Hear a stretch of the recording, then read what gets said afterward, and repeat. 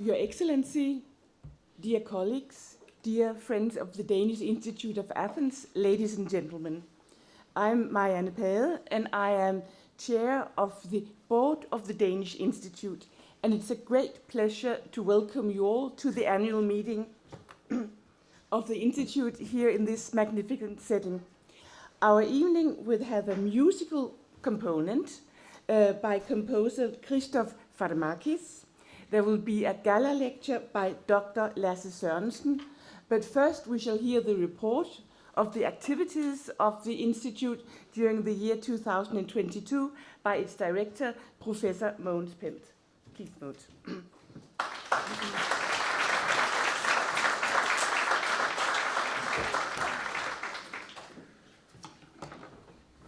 Κύριε Πρέσβη, αγαπητά μέλη του Διοικητικού Συμβουλίου του Ινστιτούτου της Δανίας, αγαπητοί συνάδελφοι, φίλες και φίλοι, κύριες και κύριοι, είναι μεγάλη μου τιμή και χαρά να σας καλωσορίσω απόψε.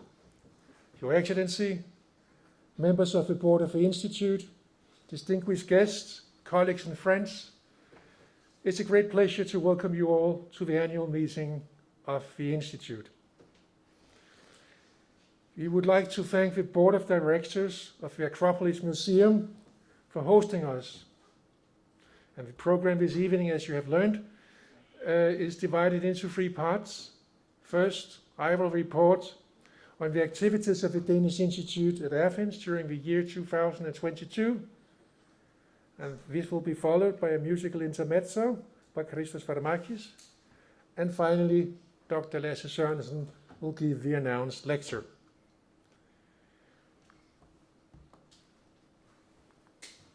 Αρχικά, όμως, θα ήθελα να ευχαριστήσω θερμά το Υπουργείο Πολιτισμού και Αθλητισμού της Ελλάδας και όλες τις αρχαιολογικές εφορίες με τις οποίες είχαμε την δυνατότητα να συνεργαστούμε τα τελευταία χρόνια. I would like to send my warmest thanks to the Greek Ministry of Culture and Sports and all the archaeological efforts and other institutions that the Danish Institute have had the opportunity to collaborate with through the years.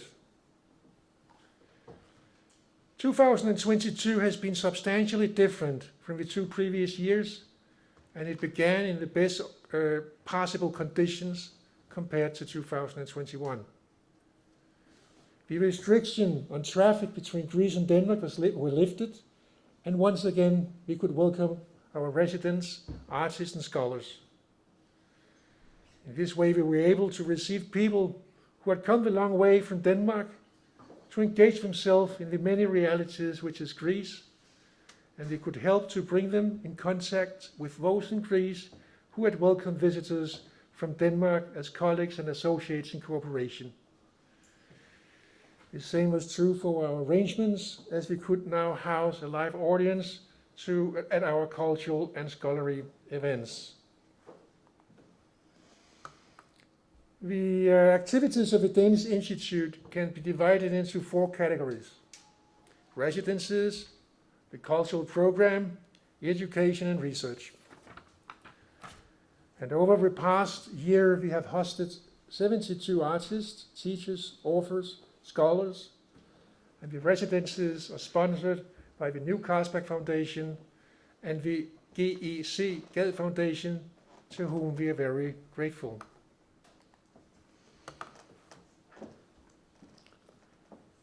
2022 marked the centennial commemoration of the Asia Minor catastrophe.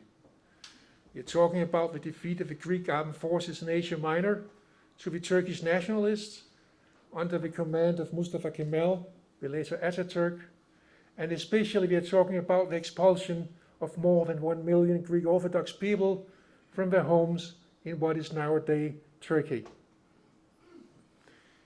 They would come to Greece to settle and establish a new home. An expulsion was followed by a more organized exchange of population. We decided to mark this crucial turning point in the history of modern Greece and of humanity by four events. Two of them were directly linked to the Asia Minor refugees and the exchange of populations. And two were linked to migration to Greece in different settings. Håkon Economou from the Saxo Institute at the University of Copenhagen held a lecture titled Between the Levant and the League, Thanasis Agnidis and the Greco-Turk Population Exchange.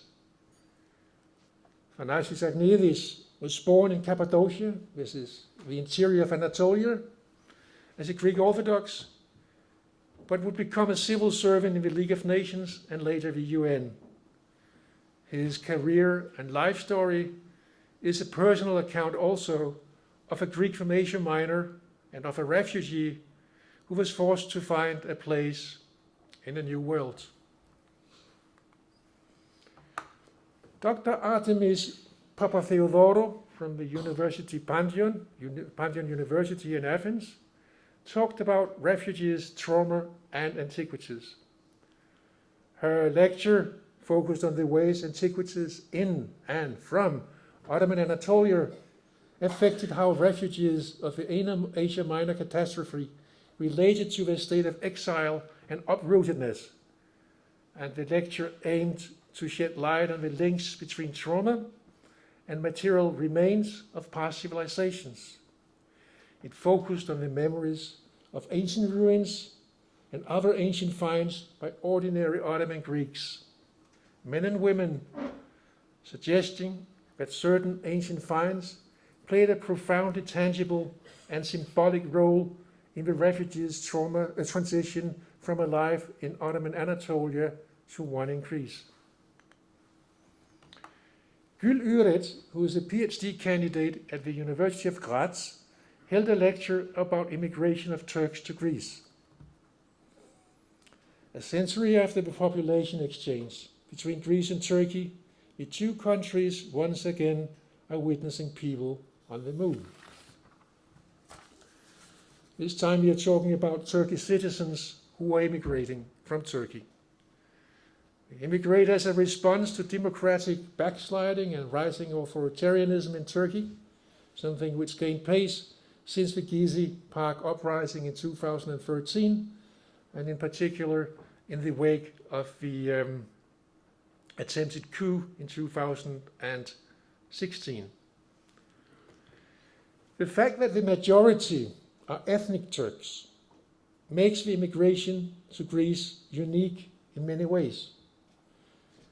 And furthermore, it is composed of people with different political and socio-economical backgrounds, including, among others, upper middle class secular investors, leftists and Kurdish activists, members of a political religious Gülen movement, and white-collar workers. This means that for the first time we are witnessing a Turkish origin diaspora taking form in Greece. The Danish film director Madi Fleifel came to us last year, introduced and showed some of his recent short films, including A Man Returned, which won the 66th annual Berlin International Film Festival's Silver Bear jury prize. Madi Fleifel's film is about the migrant Reda, who lived in a refugee camp in Lebanon and who was looking for a way into Europe, but ends up stranded in a Greece during a period of a crisis, which was in many ways a country in economic, political, and social collapse. Madi Fleifel has been following Reda's life story over the past 20 years, very often on camera, and Reda has been a recurring character in many of his earlier films, such, for example, as A Man Returned and Three Logical Exits. Vikings in the Mediterranean was a theme in 2019 among the Scandinavian and Nordic institutes, and it was also the subject of a joint conference with our sister institutes. In 2021, we took up the Viking line, if you like, with the other Scandinavian institutes and arranged 3 lectures on Vikings, and finished by a lecture in February 2022 held by Per Christian Madsen, former director of the National Museum of Denmark, and at the time he was chairman of the board of the Danish Institute at Athens, with the title, How Did Danish Vikings Become Christian Europeans? We also had a book presentation. It concerned the European rescue of the Franco regime, 1950-75, published by Oxford University Press. The lecture was held by Jean Monnet professor Fernando Guirao from the University Pompeu Fabra in Barcelona, and with Morten Heiberg from the University of Copenhagen as the discussant. The choice of this theme shall be seen in the context of the question of the so-called first democratic transition, and we're talking about that of Southern Europe in the late 20s, which would see the dictatorships fall in Portugal, Greece, and Spain within a very short period of time. And in Spain, like in Greece, the role of the EEC has been discussed intensively because the 2 countries, I'm talking about Greece and Turkey, or Greece and Spain, became members of the community, Greece in 1981 and Spain in 1986. In the realm of exhibitions, we were participating, or we had 3 Danes supported by the Institute participating in an exhibition at the Space 2052 studio here in Athens. And the participants, the Danish participants, were Helene Nyman, Lise Harlev, and Mathias Manning Sørensen. Between the 23rd and 29th of May the same year last year, the Danish Institute supported the Athens Technopolis Jazz Festival, Women in Jazz. Last year's event presented 21 plus 1 female artists, all female bands and groups, with front women from Europe and around the world, including 2 Danes, Ida Nielsen and her band The Funkbots from Denmark.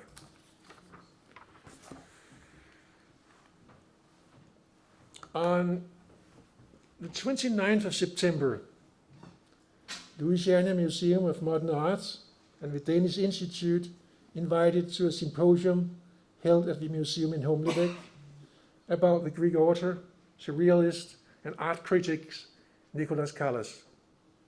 The event was funded by the New Carlsberg Foundation and the Beckett Foundation. The event was organized, or the symposium was organized in collaboration with the art historian Johan Simpson Christiansen, who had at that time been working on a project, which also was the one which led up to our exhibition, about the Callas archive in Athens, and he had been working on that project since 2020. The speakers at the event were Grazina Sybelitou, who is inspector at the Peggy Guggenheim Collection in Venice, Camille Morando, who is lecturer at the École du Louvre, and also responsible for the documentation of the modern collections at the Centre Pompidou in Paris. Johan Simpson and yours sincerely were also speaking. This person is Callas, and our relation, the Danish relation to Nicholas Callas, is based on the fact that Callas donated his collection of artworks, his library, and his private archive to the Louisiana Museum of Modern Art. In 1999, the Louisiana Art Museum transferred the Callas papers to the Danish Institute at Athens, and now they are held at the Nordic Library here in Athens. For the Danish Institute, the decision by the Louisiana Museum to transfer the archive to Athens and to lend the Callas papers to us was an encouraging gesture of trust in our new institution at that time. But it was also a scoop. Nicholas Callas is not only an intellectually known poet, an international known poet, an intellectual, as well as a prominent figure in the Surrealist movement. He is also an exponent of a vibrant intellectual environment which in the 1930s decisively paved the way for the entry of modern Greek literature into the international scene to such an extent that a number of personalities from this period would later become household names in the world literature. And we have 2 Nobel Prize winners among this group of Greeks. The purpose of the workshop was to bridge the separation between the artworks at Louisiana and the archive, and to bring together the insight and knowledge which can be gained from the archives in such a way that it would be possible to make the collection in Denmark and Greece speak to each other. And the idea was to establish a kind of a dialogue between the archives and the artworks held at Louisiana.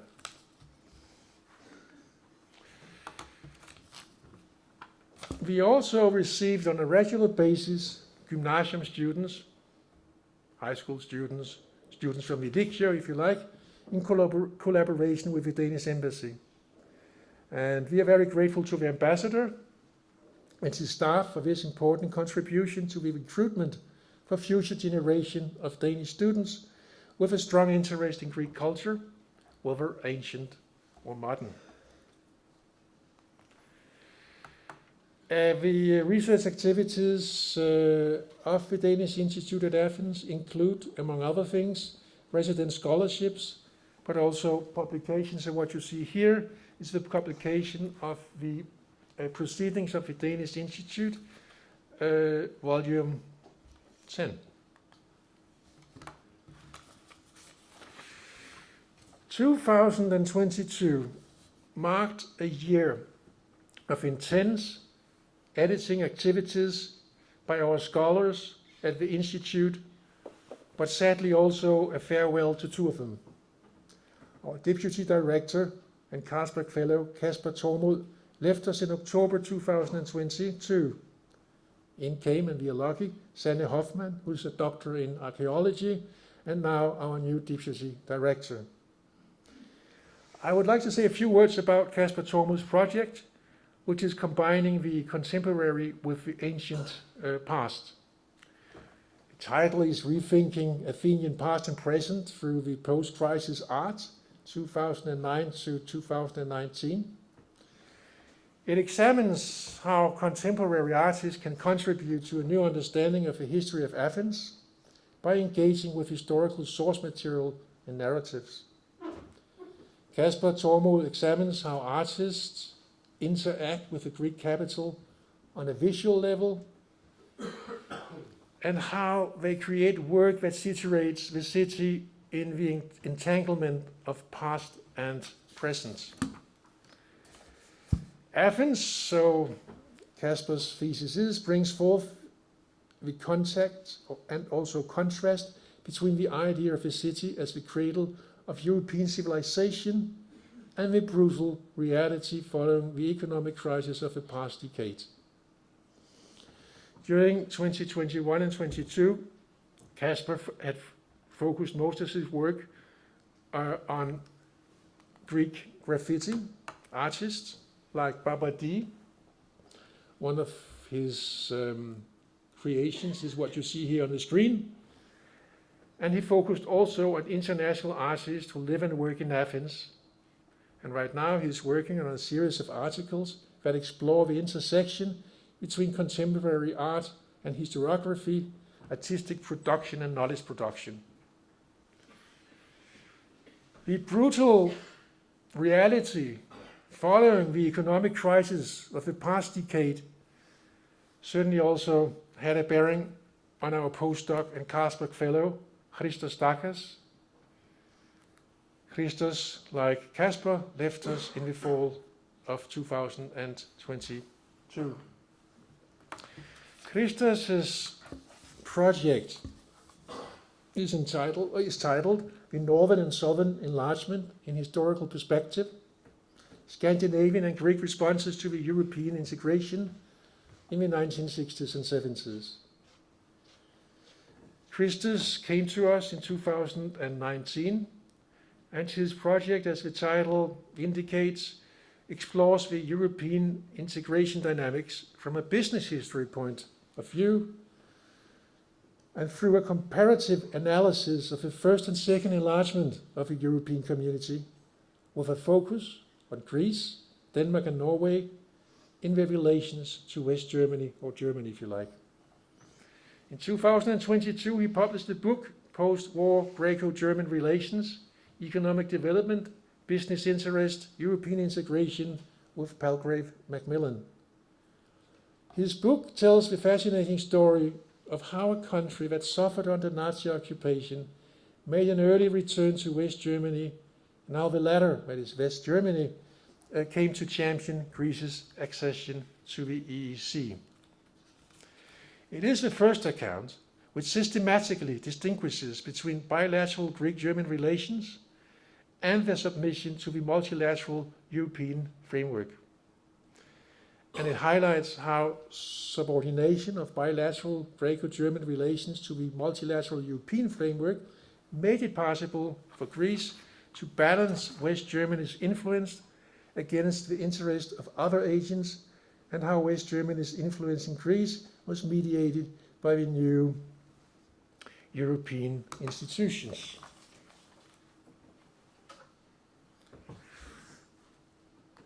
We will now turn to our PhD student and Carlsberg Fellow, Panayotis Athanasopoulos, who comes from the Lycaon Harbour Project. The Lycaon Harbour Project was initiated in 2013 as a collaboration between the University of Copenhagen and the Department of Underwater Antiquities of the Greek Ministry of Culture and the Danish Institute at Athens, and has been primarily funded by the Augustinus Foundation and the Carlsberg Foundation. The project was directed by Björn Lovén and Dimitris Kourkoumelis, with Paraskevi Mikha and Panayotis Athanasopoulos as assistant directors. We conducted fieldwork from 2013 to 2018, yielded important archaeological results. Effectively, the Lycaon Harbour Project in this period grew to become one of the largest archaeological harbour projects carried out in Europe, and contributed significantly into revitalizing the interest of the archaeological community and of the public for the study of ancient harbours. In 2020, with the general support of the Carlsberg Foundation, the project, or Athanasopoulos, initiated a publication project for the first 6 years of excavations in Lycaon under the Danish Institute at Athens.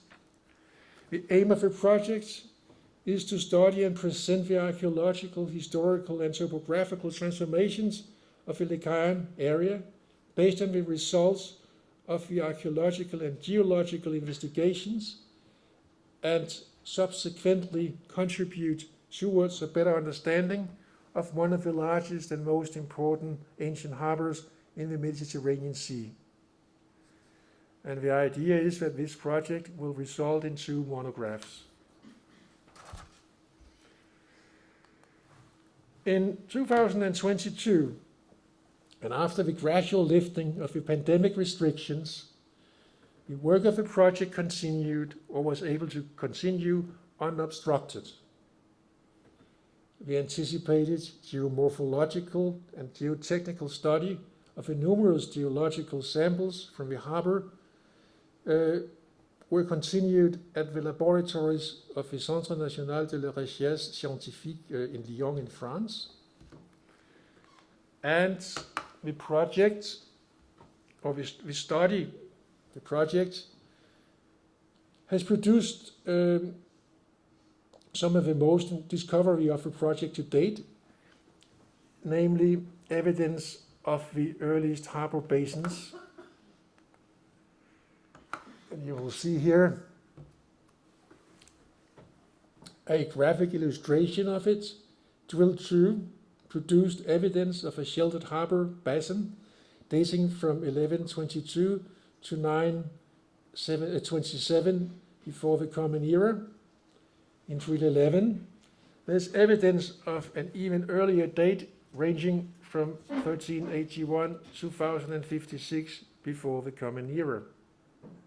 And this is the earliest evidence of a harbor basin found in Europe and signifies an active harbor area from the late Helladic period, 11B to 11C, late Bronze Age, and into the Dark Ages. Moreover, the project was also able to resume sampling of the unique waterlogged wooden remains of the Lycaon harbor in collaboration with the Free Ring Laboratory of the University of Cornell in the US. The completion of sampling of wooden remains and subsequent dendrochronological analysis of the material has been one of the most crucial aspects of the entire project. Wooden samples were treated in Greece and later sent to the laboratories of Cornell University, where they are now under study. Throughout 2022, the interest for the project in Lycaon continued to increase, and as a result, the project was featured in 5 international conferences, 3 public lectures, and produced 4 peer-reviewed publications. We now turn to Dr. Signe Barfod, who launched the research project Rediscovering Artemis in 2016.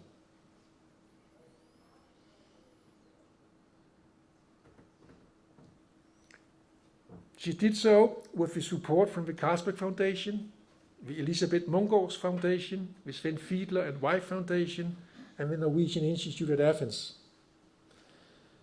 And in discovering Artemis, pottery, and other small artifacts discovered during the excavations of the Artemis Lavria sanctuary in Calydon, in the Aetolia, in the 1920s and 30s, are now studied and being published. In cooperation with the Danish architect Ejnar Dybvad, the excavations were conducted by Frederik Poulsen, the then director of the New Carlsberg Glyptotek in Copenhagen, and the Greek archaeologist Konstantinos Romeos. The pottery and votives found during the sanctuary excavations were left out of the 48 publication by the 2 men, and Barfod is therefore now currently putting this content together for publication. In 2022, significant progress has been made in the work related to the publication of the pottery from the sanctuary. The technical drawings were finished, and so also were the photography of pottery, and it will appear in a book which is planned to come out as a volume in the series of the Danish Institute at Athens monograph series.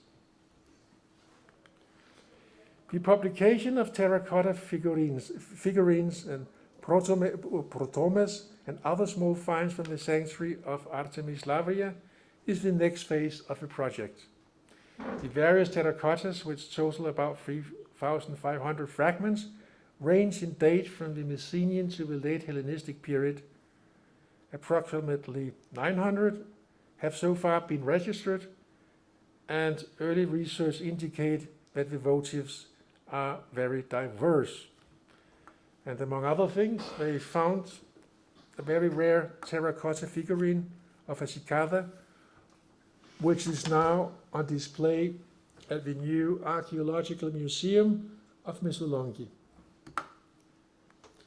The Rediscovering Artemis research project it wants to extend its sincere gratitude to the Greek government for granting permission to conduct this work, as well as to the colleagues and conservators at the National Archaeological Museum of Athens. Those assistance has been essential to completing the project. A warm thank you is also due to Katja Winter, who inked hundreds of technical drawings, and Jeff van der Poel for his excellent photography. And last but not least, the project wants to extend its gratitude to the various funding organizations and for their generous financial support. We now turn to the report regarding the project Reinvestigating Caledon's Lavrion Hill.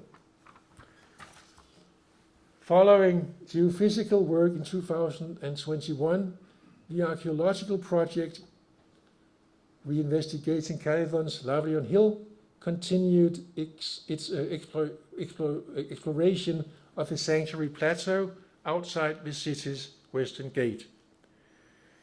The project is carried out in collaboration with the Ephorate of Antiquities of Etolo-Arkarnania and Lefkadr, and it is directed by the Ephor, Dr. Olympia Vataku, and Dr. Søren Handberg, Associate Professor of Classical Archaeology at the University of Oslo. The overall goal of the project is twofold. First, it wants to conduct excavations in previously unexplored areas and at already known monuments to obtain a better understanding of the sanctuary's overall architectural and spatial development.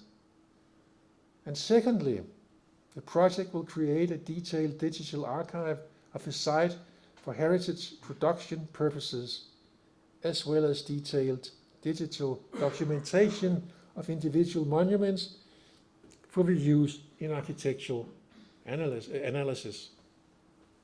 Now, because this report does not really allow for a comprehensive account of the results, it will only briefly mention 3 significant results from the 2022 campaign. And that concerns the investigation of a presumed sacred road, number 1 on the map, which I'm sure you can see. I don't have my glasses, but that was the wrong ones, I'm sorry. It's very visible. Very visible. Is that a 1? Thank you very much. Yes. The second point concerns the excavation of an archaic deposit north of the Stoa, number 2, and it's very close to number 1, I'm sure. And third, the identification of an ash deposit near the 2 temples in the southern tip of the sanctuary plateau, which is number 3 on the map. The existence of a sacred road has been assumed since the excavations by Frederik Poulsen and Konstantinos Romeos in the 20s and 30s, but never verified. Excavations across the assumed road in the summer of 22 did not reveal any traces of a road. But even so, it is noteworthy that 28 sherds, presumably pertaining to a small globular amphora dating to the late Helladic 3C middle to late period, were found almost on top of a bedrock. In the excavation, trenches located immediately north of the Hellenistic Stoa, which also covered part of the presumed sacred road, an archaic deposit situated just 10 centimeters below the surface was excavated. The deposit was appeared to have been dumped in a shallow depression in the bedrock, contained hundreds of ceramic sherds from local and important drinking cups and pouring vessels, as well as some roof tiles and animal bones, and 3 terracotta dies. A thick layer of hundreds of marine shells covered the deposit, and an almost intact, about 40 centimeter long iron lance tip, similar to known examples from Olympia, was found near the bottom of the deposit. And according to preliminary studies, the majority of the finds date to the second half of the 6th century before the Common Era. And the deposit provides a much needed chronological fixed point for the local archaic pottery.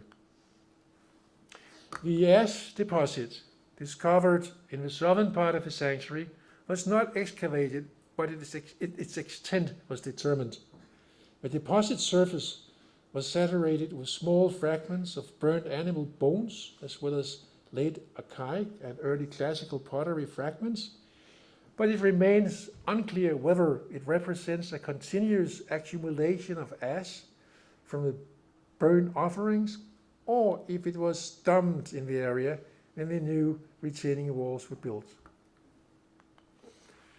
The project is now preparing its first preliminary report, and it would like to thank the Hellenic Ministry of Culture and Sports for granting permission to carry out the project. They would like to thank the Augustinus Foundation for financial support and all the participants for their contributions. Now we turn to the report by Dr. Silke Myth Frederiksen. It concerns the project Finding Old Sicyon, and it is a project, a collaboration project on that city, which is located in the northeastern part of Peloponnese. It is directed by Dr. Konstantinos Kissas from the Ministry of Culture in Greece and Dr. Silke Myth Frederiksen, formerly at the National Museum of Denmark and the Danish Institute at Athens. Funding is provided by the Carlsberg Foundation with contribution from the Gösta Engbom Foundation, and the main focus of the project is the urban fabric and material culture of a pre-Hellenistic city. Field studies were finished in 2019.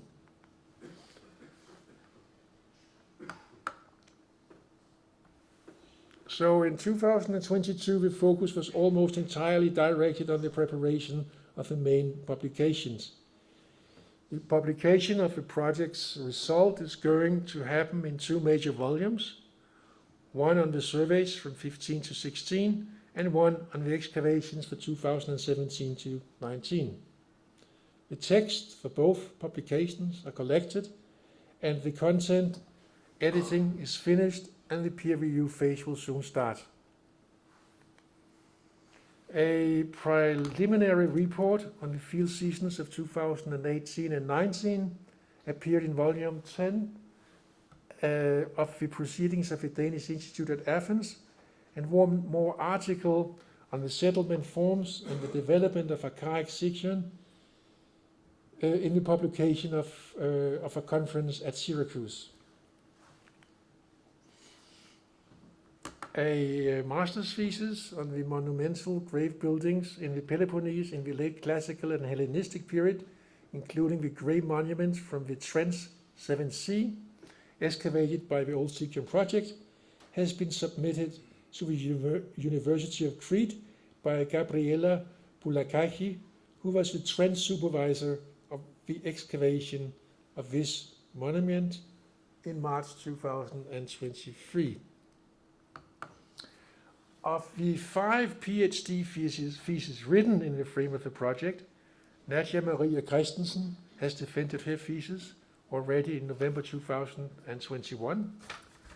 Katarina Rauch has defended her thesis Geophysical Prospection of Archaeological Sites on the Northern Peloponnese, Greece, at the University of Kiel in January 22, and Kyriaki Tsirsi has defended her PhD thesis on agricultural and domestic practices in classical Sicyon, evidence from the archaeolobotanical remains and utilitarian pots at the Cyprus Institute in November 2022.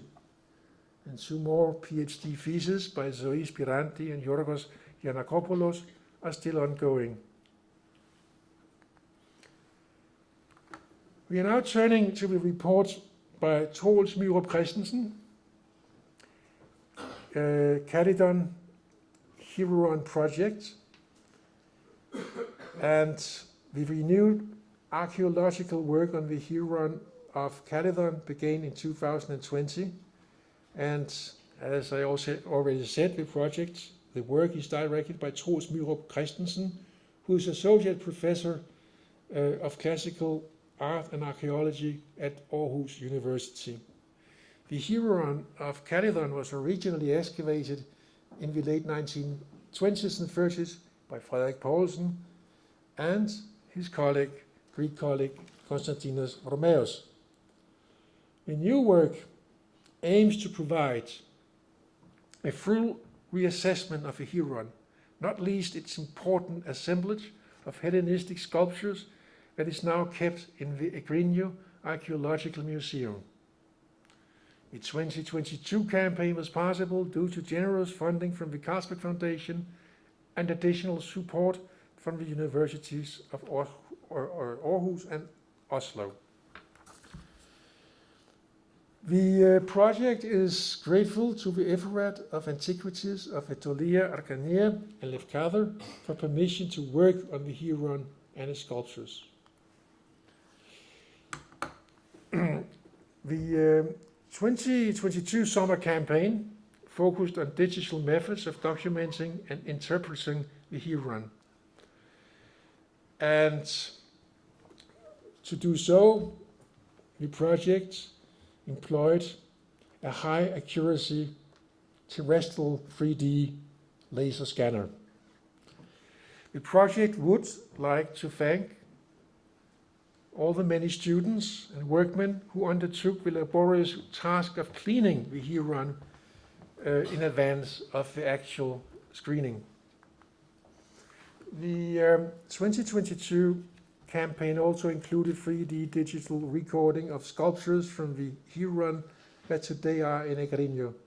And what you can see on the slide here is scanning in progress of some of the busts that are normally on display, and you will also see one of the fragments which are usually in storage. 3D scanning opens up new methods of documenting and studying Greek sculpture. For example, it provides a new way of investigating sculptural surfaces, and seen in this grayscale image, which you can see on the screen of the bust of Aphrodite, it also makes it possible to perform new technical investigations of the backsides of sculptures, which is a significant source of information about production and display. And it is clear from the work of the Heron sculptures that they have a complex history of use and reuse, and this is something the project is at the moment studying in more detail. Two papers from this project's work are already in press. A monograph that will reassess the Heron complex and its sculptures is also planned. And so this comes that the team is planning a workshop on digital approaches to the study of classical sculpture in 2024. And the team wants to return to the place this summer, 2023, to continue the work on both sculpture and the complex itself. We're now turning to Lasse Sørensen, and you will hear more about, and especially more from Lasse Sørensen about this project in a short while. But let me say a few words on the project. It concerns the Greek-Danish survey of jadeitite quarries in the Kampos Valley on the Cycladic island of Syros. And in October 22, a Greek-Danish survey was undertaken to locate jadeitite quarries on the Cycladic island of Syros. It's focused especially on area 1, which is in the northern sides of the Kampos Valley, and here we were able to trace or find traces of prehistoric habitation, which concentrated in 5 major activity zones, 1 to 5, which you should be able to see on the map, but we will turn to site 1 immediately. In area 1, which contained one of the largest jadeitite boulders, showing evidence of heat treatment with large fragments of having it been removed and subsequently processed at neighboring napping places. The observations done at the place revealed that there was intensive exploitation of jadeite, which was associated with some large-scale napping places, manufacturing preforms for jadeite axes, and over 17,000 objects were recorded within an area of 30 square meters, within which 2 napping sites were recorded. The study of the jadeite blades and flakes revealed that the prehistoric people here in the Kampos Valley were highly skilled and specialized producers who made preforms for axes that were intended for use extending far beyond their own, indicating a Neolithic date. During the survey, the team noticed that some jadeite objects had been intentionally placed within fissures, and in these fissures they observed, often in pairs, several smaller flakes, larger blades, hammerstones, and preforms of jadeite, together with rounded beach stones or blades of obsidian. In ethnographic studies of quarrying, fissures are often portrayed as portals to the underworld. The exploitation of the raw materials requires specific rituals and symbolic behavior to give back some of the extracted raw material to different gods and deities, so that the best raw material can be extracted. The plan is to publish the survey in the coming year, and the plan is also to submitting a ERC consolidator application, which is closely connected to the exploitation of jadeite in the Eastern Mediterranean region. The survey team consisted of participants from the Danish Institute at Athens, the Ephorate of Antiquities of the Cycladic Islands, the Geology Department of the University of Athens, the National Museum of Denmark, the Geological Survey of Denmark and Greenland, and the Technical University of Denmark. And the project is generously funded by the Consul Gösta Engbom's Foundation, to whom the project and its participants are very grateful for the support. This is more or less the end of my reporting. I have a few more words to say. First, I would like to thank my staff, our staff at the Danish Institute, and that includes Sanne Hoffmann, Kirsten Sørensen, Niki Buras, Joanna Thanasi, and Maxi Thanasis, and Anna Trianto. Before I leave the rostrum here, I would also like to say a few words of introduction to our musician this evening about Christos Farmakis. Christos Farmakis is a composer and multi-instrumentalist who grew up in Thessaloniki, where he had his first music lessons with Miltos Tsivtaris at Bolero Musical School. Later on, he studied at the National Conservatory in Athens. In 2007, he moved to Denmark and was accepted in the composition class of the Royal Danish Academy of Music in Copenhagen, and he studied with Hans Abrahamsen, Bent Sørensen, and Peter Stube Teilbjerg. He graduated in 2012 with a BA and a Master in Composition. Christos Farmakis has composed music for various ensembles and orchestras, and has an extensive activity as a musician. His works has been recorded, broadcast, and performed in festivals and concert halls all across Europe, the US, and South America, and China. There are many highlights in the career of Christos Farmakis. I shall mention just a few of them. For example, the 2012 world premiere of Double Concerto for 2 accordions and orchestra, commissioned by the Royal Danish Academy of Music for the annual commemoration concert attended by Her Majesty the Queen Margrethe II and conducted by Michael Schönwald. He also released an album, Christos, which received the Listeners Award from the program 2 of the Danish State Radio. He was also on a concert tour in Argentina, which was accompanying the official state visit of Her Majesty the Queen and His Royal Highness, the Crown Prince of Denmark. And I could go on, but I think we should now turn our attention to Christos Farmakis and welcome him here on the scene. So thank you very much.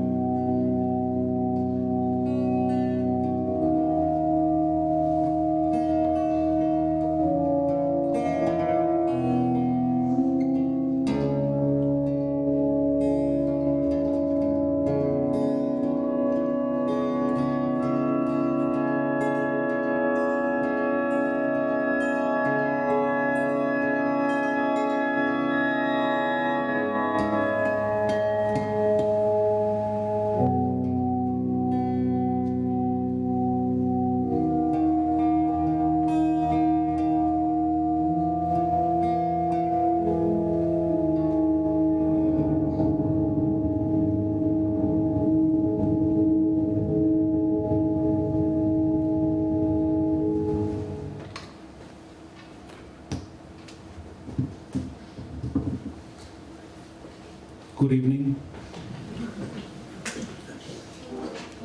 This was the introduction to the set I'm playing tonight, a piece called Katavasis, Descent, from the album Athura, which came out this year.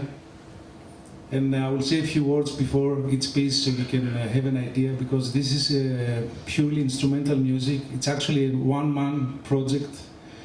So everything you hear I've played myself, and mixed myself and even recorded some field recordings in some places around, which I will tell you about. So the next piece I'm playing is called The Old Meal, and there is a narrator also in the mix, Stella Turvatsiou, who couldn't be here tonight, so we will hear her voice from the speakers.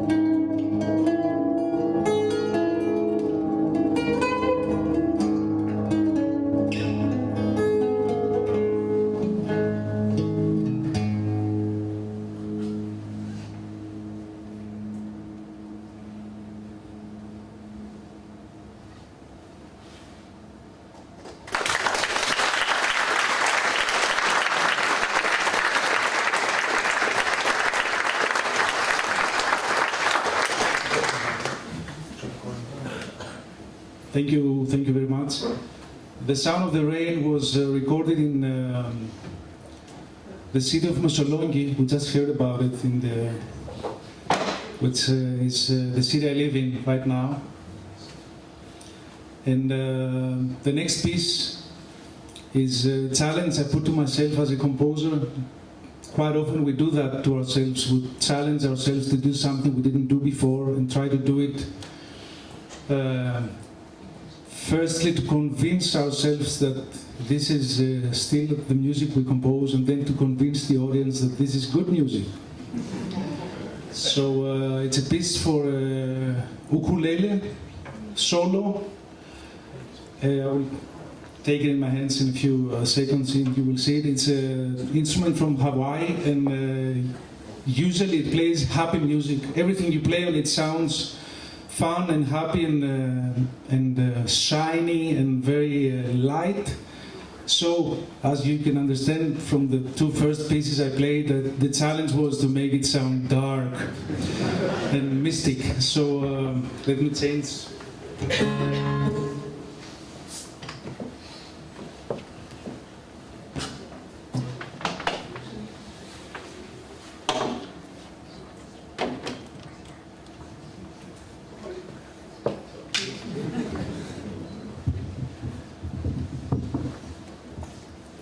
So this piece is called the Dance of the Elf, ο χορός του ξωτικού.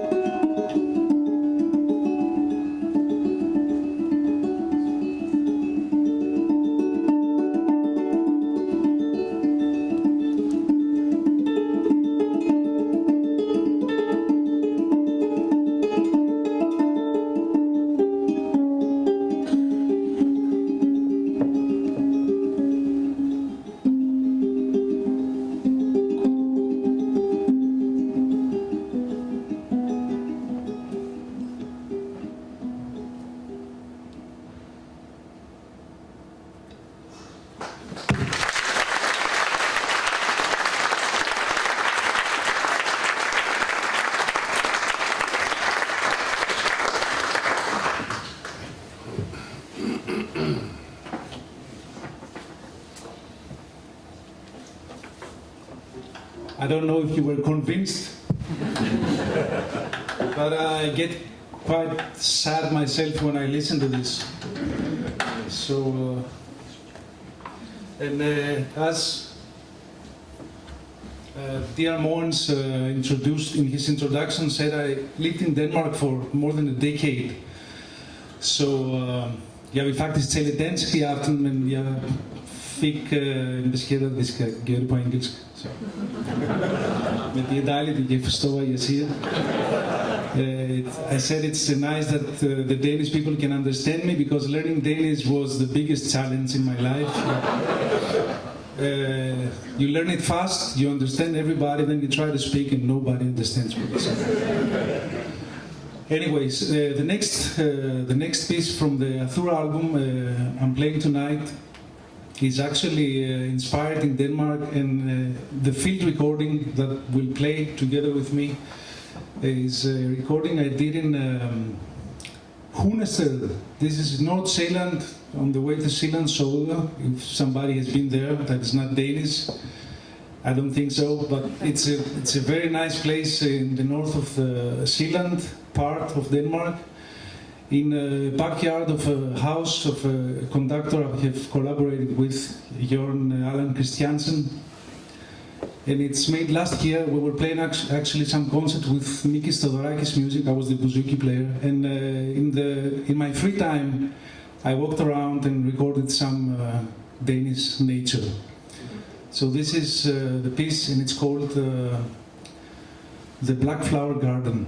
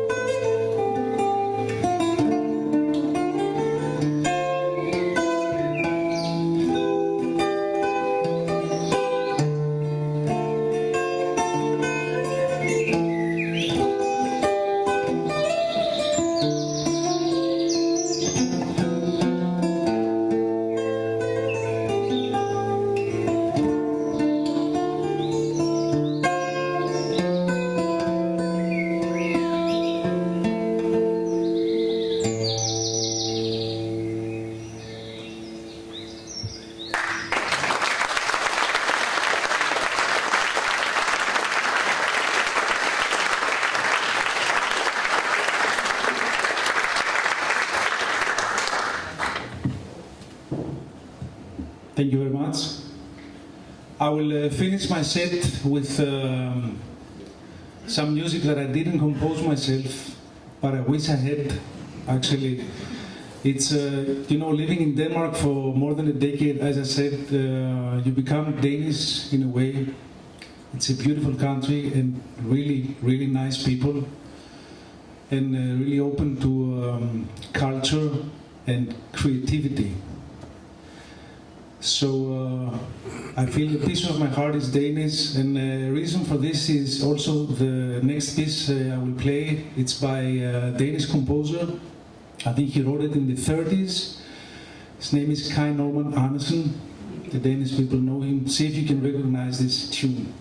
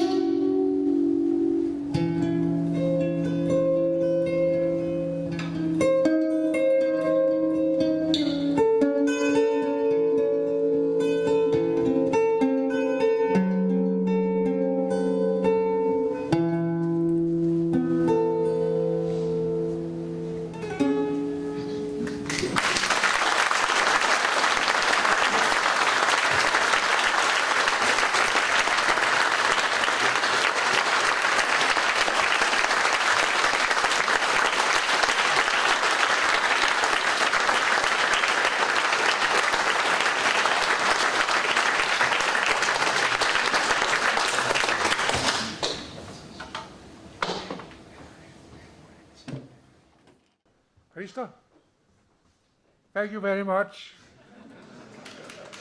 It was very moving and very exciting. Thank you very much. Well, switch from music to speech. And Lasse Sørensen should be around here. I met him a short while ago, and I do see him rise, so we will prepare. I will now leave the floor in a few seconds to Dr. Lasse Sørensen, who has been directing this project on the Syros Island. And you are at the National Museum, if I'm not wrong. Yes, that's true. Thank you.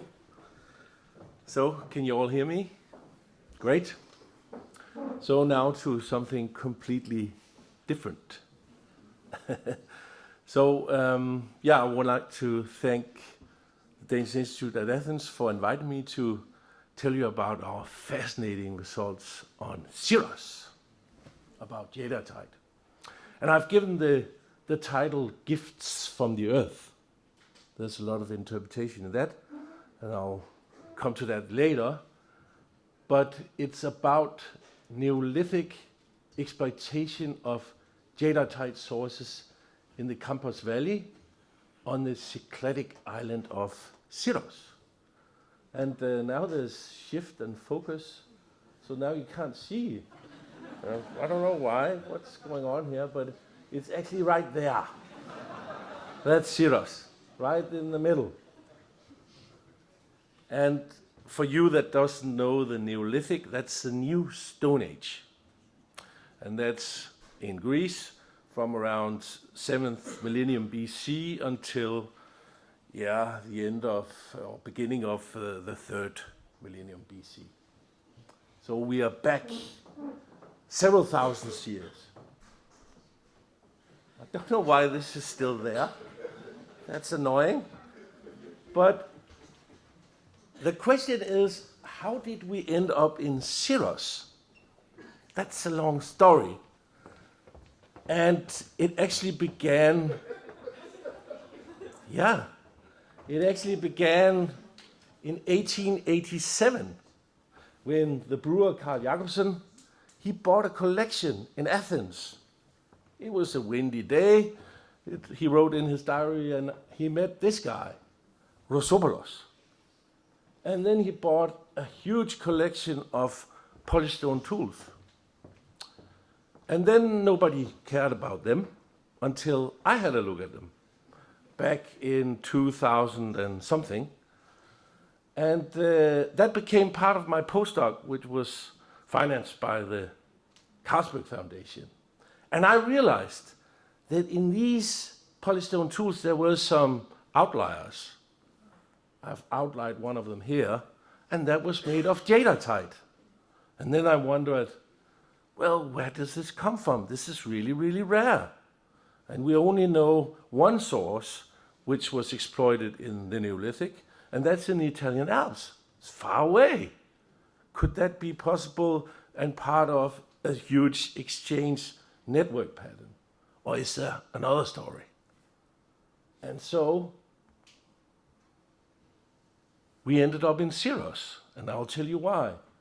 So first, something about jadeitite mineral terminology. It's very rare. It's a very rare source, and it's very hard. It has a high gravity, and it's interlocked in granular crystals so that it becomes very, very tough. And that makes it ideal for making polished stone tools. It also has some beautiful color when it becomes polished. And the use is, of course, the Neolithic, and you see it in Europe and in Asia, but also in the Caribbean. So what about Syros then? Well, here you see the world distribution of jadeitite sources as we know them right now, and there's some in the Caribbean, then there's the one in the Italian Alps, and then there's one here, and that's the Syros source. And that's why we ended up there, because we wanted to check, could these actually be from an unknown source on Syros? Geological surveys had already been done on Syros, and they identified that there was a source there. And it's mostly larger boulders where you see the jadeitite in these boulders. So, geological-wise, this was not a surprise.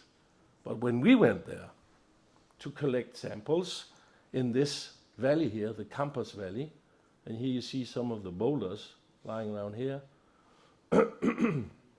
we noticed some new things. And here you can see where we've been walking. And this is actually an area where there's also some very famous early Cycladic sites, Casti and Calantieni, very famous, but nothing was known about the Neolithic in this area here. But when we came, the thing changed. So we collected a lot of geological samples, and here you can see that the variation is going from the really, really lighter colors to the more darker green colors. And here you see them in a polished condition. So they are very beautiful when they're being polished. But what we found around the boulders was a lot of pieces of worked jadeitite. And we also found preforms. And here you see one of these flakes there.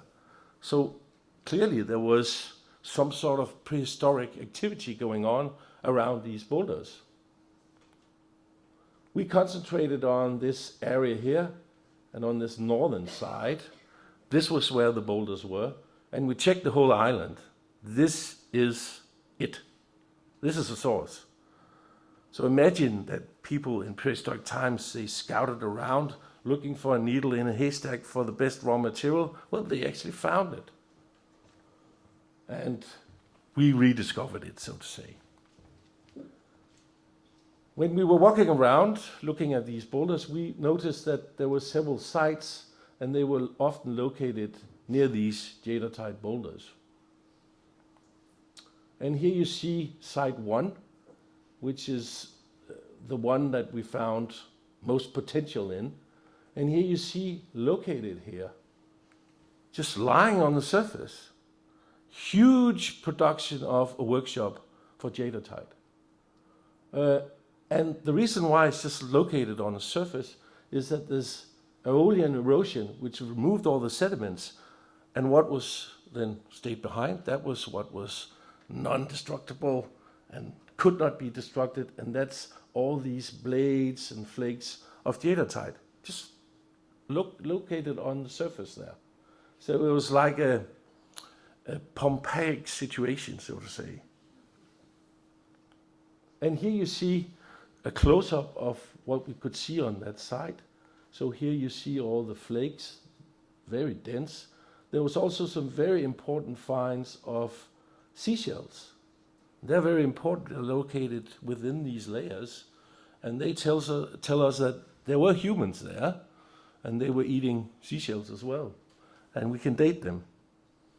And the dating will tell us the exact date of this, but our presumption is that it's Neolithic and it's very early. And it might be actually the earliest exploitation of jadeitite in the world. Here you see one of the larger boulders located near to the first site, the workshop there. And you see it's fragmented into several pieces. That's because it's been heat treated. So there was forest at this time, and there was water. And if you have water and you have fire, then they will crack. And that's what we see here.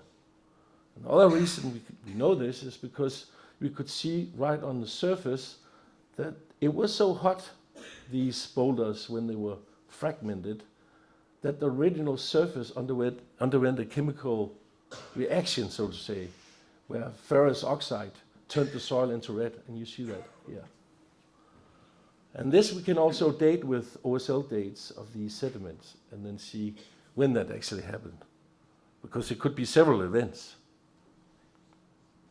And here you see the distribution of the two workshops that we identified within an area of 30 square meters. Right on the surface we could find and collect over 17,000 objects.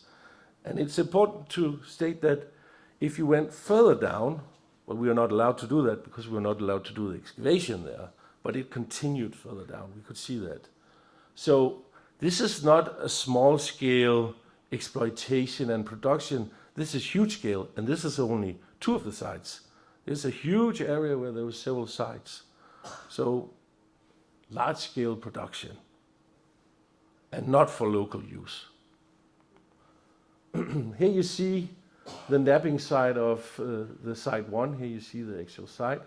Here you see the water source. Here you see the heat-treated jadeitite boulder and other larger boulders in the area. And up here you have a rock shelter. So everything was there for habitation, so to say. And here you see some of the most normal finds, jadeitite flakes and blades and hammerstone, almond stones, the seashells. There was also obsidian in this few pieces, and rock crystal blade, you see it here, very beautiful stuff. And of course also courseware ceramics. What we didn't find much of was the actual preforms. And that's clear. They're making the preforms, and then they're taking them on to where they're going. So this is a short stop and not a permanent occupation. And the obsidian, when they were traveling around, they would know that Syros is one of the places to look for the jadeitite. Another place, which is very famous, is of course the Melos Island, where you can find the two sources of obsidian. And we can try to figure out where these obsidian pieces are from, and then we can reconstruct the mobility patterns of these agrarian farmers scouting around the landscape for the best raw materials. We can also see that there were ceramics. A lot of it was coarse ware, which indicate a short-term habitation, and there were no quernstones indicating some sort of permanent habitation. So these are short-term habitation, just as we see it on the island of Melos. There's different kinds of tempering in this ceramics, so we'll have to look into that deeper to find out where it's actually from. But I guess that it could be from all over the Aegean. So we have to look for parallels to search for that. Now, this was one aspect of it. The more we were going around in the landscape and feeling the landscape, we sort of could see that it's a refugia landscape which was capsuled in time. It was filled with visible markings. Of course, the boulders is one of the markings. You see that when you walk around the valley. But some other ones was also visible, and that's these cup marks.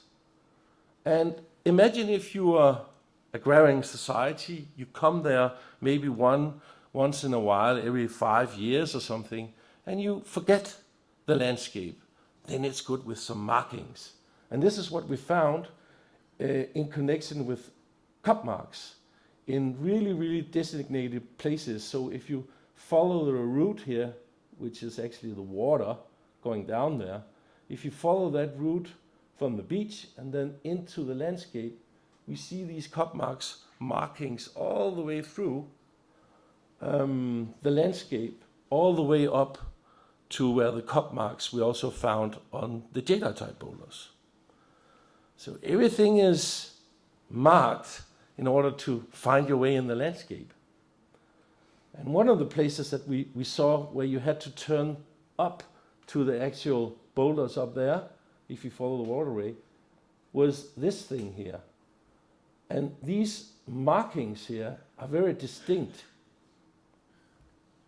And we think that that might be very deep cup marks, marking some sort of transition going up to the hill. But what we also found, right here on the deep side here, you can't see it here, but you see it here.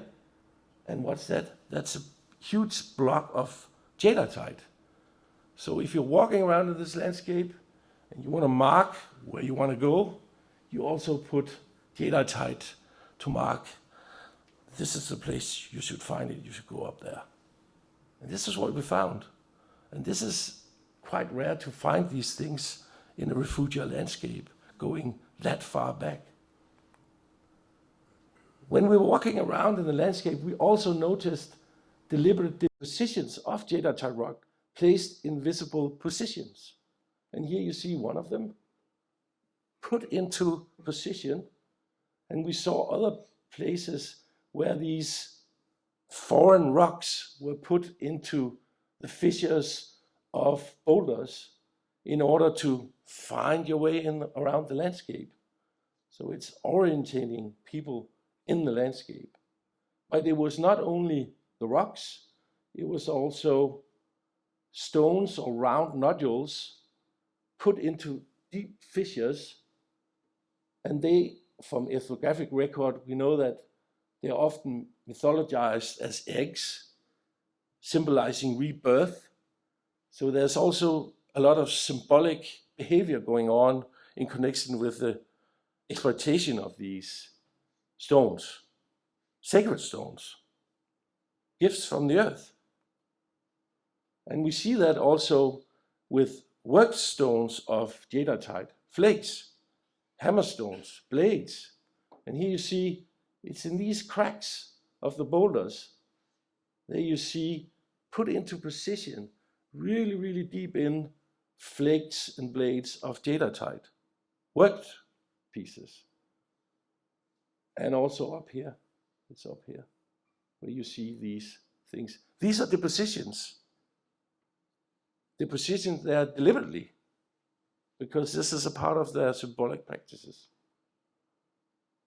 Depositions in fissures and cracks are often interpreted as portals of the underworld.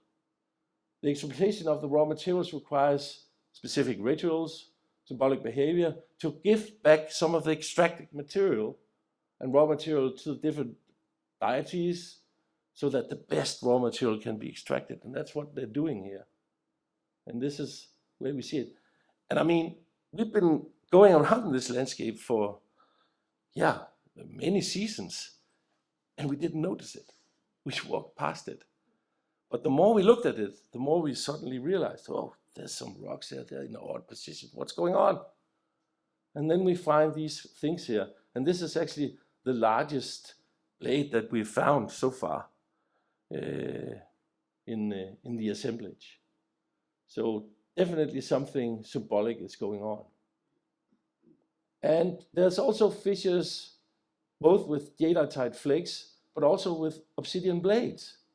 Here you see the actual fissure, and here you see sticking just up there. That's a piece of blade of obsidian. So people have been wandering around. They've probably been to Milos.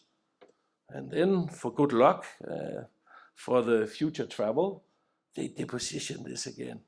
And this is definitely Neolithic because it's very wide. So we know that that's Neolithic in the age. So the whole area, and not only this valley, but also some of the other ones, but we didn't have time to go through all the other valleys. We concentrated on this one. And there's definitely more to be done here. But there's a social and symbolic values that are interrelated to the exploitation of these jadeitite rocks. And it becomes embedded within the rock, despite of being reshaped to other objects for further exchange. And that's why they've done all these symbolic practices and symbolic behavior here. It's already from the beginning sacred. So when was these jadeitite axes from Syros used? Well, we don't have exact dates from the source itself, but we have exact dates of radiocarbon dates from other sites where it's found in closed layers.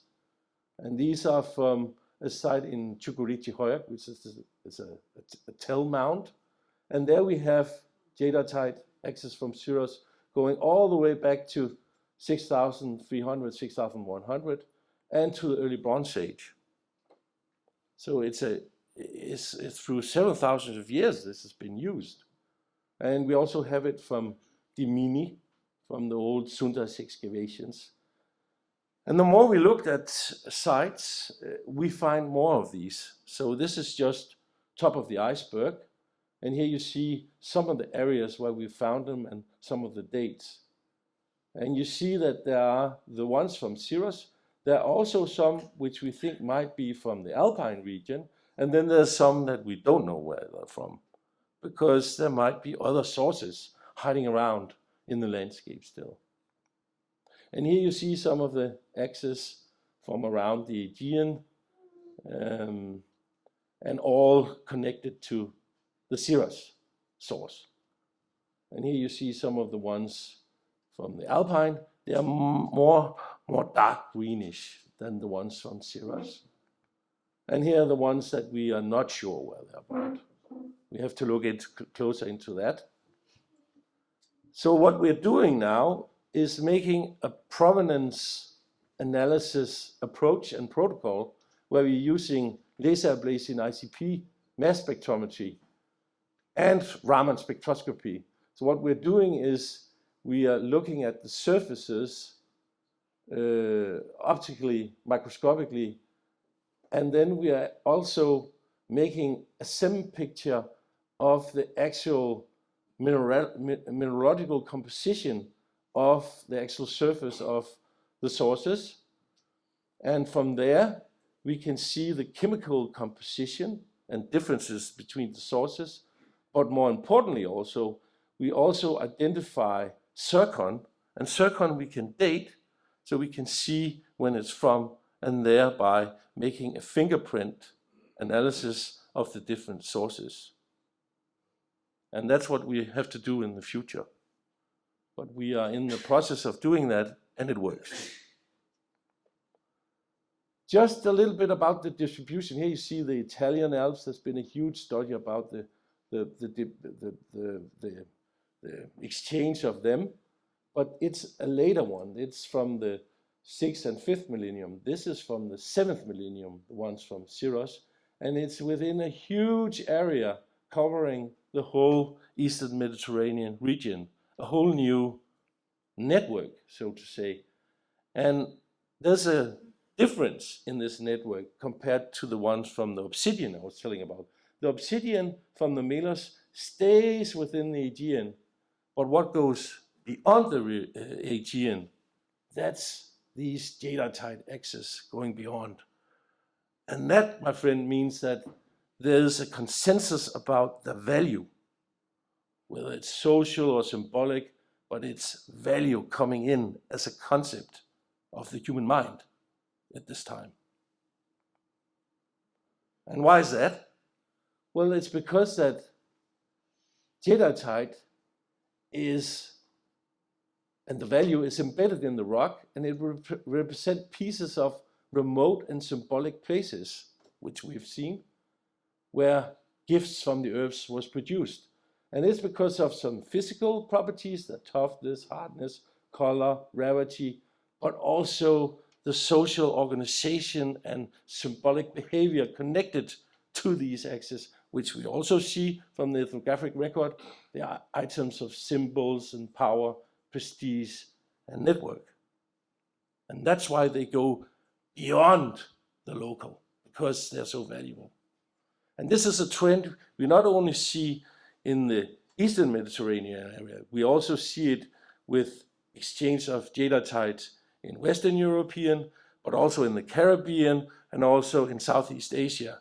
When there is a more advanced Neolithic society, which has a social organization to exploit such things, then these network really makes a leap forward and travels and exchanges through several agents and networks, but stays the same within the value of it. It's still higher valued.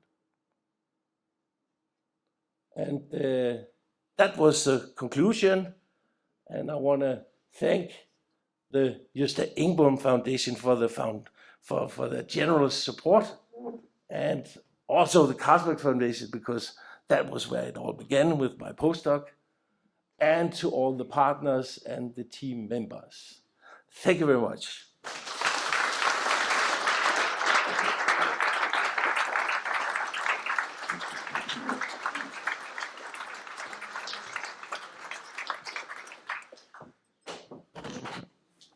Thank you very much, Lasse, for a very enlightening tour de force of what happens when you are at least in Syros and what we can expect. I would also like to thank the audience for your patient attention and that you came here. And I will then wish you a nice and pleasant evening for all of you who are going to meet us to meet together in a short while. So thank you very much, and yeah.